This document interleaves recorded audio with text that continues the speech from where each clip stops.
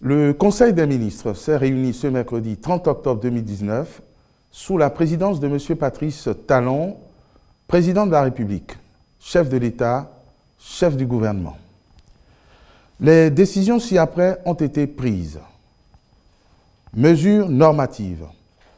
Transmission à l'Assemblée nationale pour autorisation de ratification de la convention de crédit signée entre la République du Bénin et l'Agence française de développement dans le cadre du financement du projet d'extension et de densification électrique des réseaux de la SB2E PDR. Cette extension du réseau et sa densification concernent 15 communes des départements de l'Aliborie, de l'Atlantique, des collines, de la Donga, de l'Ouémé, du Plateau et du Zou.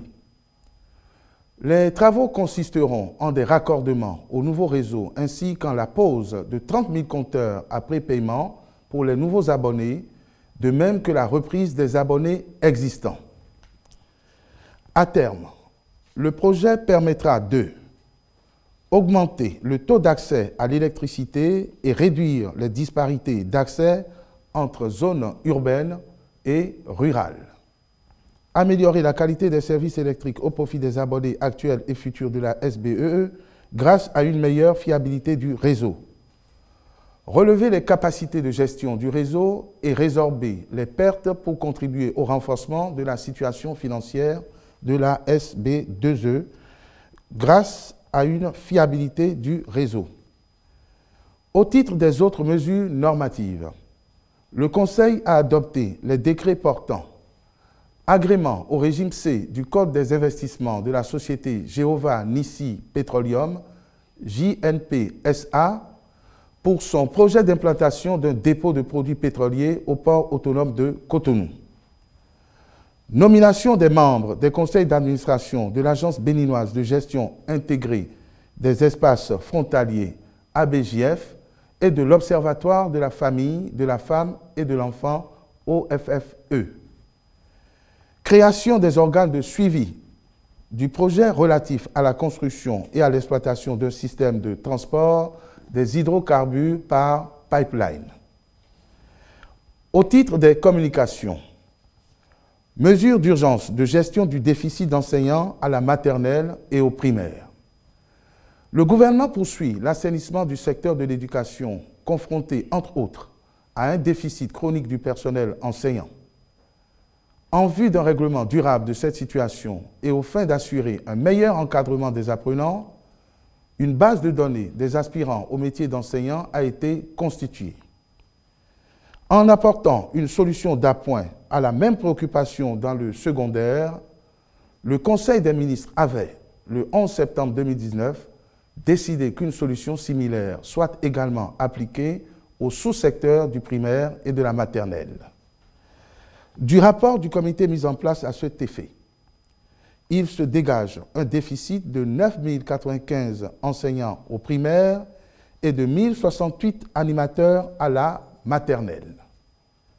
Prenant en compte l'effectif de ceux qui, d'ici 2022, seront appelés à faire valoir leur droit à une pension de retraite, ainsi que les besoins induits par l'augmentation potentielle du nombre d'apprenants, le déficit en enseignants s'établira à 18 140. Pour le compte de l'année scolaire 2019-2020, les besoins spécifiques à la prise en charge optimale de cet écart se chiffrent à 10 686 enseignants.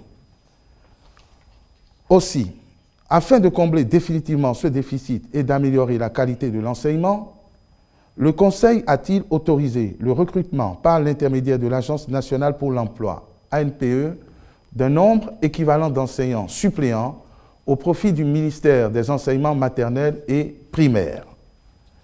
Ceux-ci proviendront par ordre de mérite de la base de données des aspirants au métier d'enseignant constituée des candidats ayant subi avec succès en 2018 l'évaluation des compétences des titulaires d'un diplôme de l'École normale des instituteurs et de ceux issus de l'évaluation en 2019 des postulants titulaires de diplômes académiques. Compte rendu de l'organisation du concours de recrutement de 80 auditeurs de justice au titre de l'année 2019. Il a été procédé au lancement pour le compte de l'année 2019 du recrutement de 80 auditeurs de justice. Au total, 1850 candidats, dont 77 professionnels, greffiers et officiers de justice, ont pris part au concours les 5 et 6 octobre 2019. À la suite de la délibération le 28 octobre 2019, il s'est observé que sur les 72 places destinées aux non-professionnels, seuls 11 candidats remplissent les conditions d'admission. S'agissant des professionnels, sur 8 places disponibles, soit 10% de l'effectif, un seul candidat est déclaré admis. Le nombre total d'admis est donc de 12 pour les 80 places mises au concours. Le Conseil s'est préoccupé de cette situation peu reluisante et saisit l'occasion pour réaffirmer aux postulants aux différents emplois publics que seul le mérite restera toujours le critère de choix des meilleurs candidats. Il saisit l'occasion pour les exhorter à mieux se préparer aux fins d'affronter avec plus de chances de réussir les prochains concours et ou tests de recrutement dans la fonction publique. Prix des produits pétroliers au titre du mois de novembre 2019.